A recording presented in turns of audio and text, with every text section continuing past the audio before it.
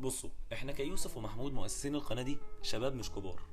احنا مش شيوخ، بس بحكم اننا بنحب نتعلم كل حاجة صح هنقول الكلام ده. لما تيجي تطلع صدقة ما تزلش اللي قدامك، ما تبينش لحد قد ايه انت بتعطف على الناس. بلاش تعمل شنط كبيرة جدا وتطلع تفرق وسط الناس اللي عارفينك عشان الكل ياخد باله. بتكلم عن النية. في ناس بتعرف هما بيعملوا الخير او الصدقة ازاي علشان الكل يتعلم، لكن في ناس بتبقى عاملين ده انهم يظهروا قد ايه هما كويسين، وده اكبر غلط.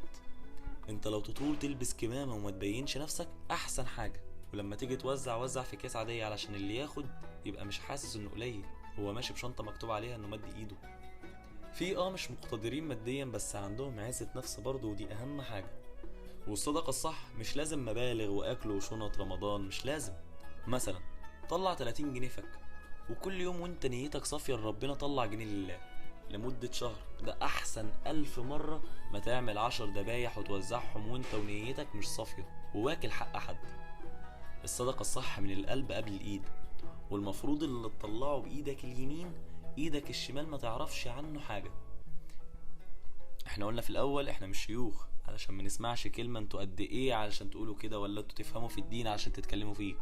الحمد لله احنا شباب بس اتربينا تربية صح وتعلمنا ازاي نعيش صح، وكل حاجة بنعملها تكون لوجه الله. وبس كده. كل يوم نصيحة من اخواتك ليك، ما تنساش تشترك في القناة علشان تشوف كل جديد، وقولوا نصايحكم في الكومنتات عشان الكل يستفاد، احنا واللي بيتفرج. وابعت الفيديو لحد عارف ان هو هيفيده. رمضان كريم وكل سنة وانتوا طيبين.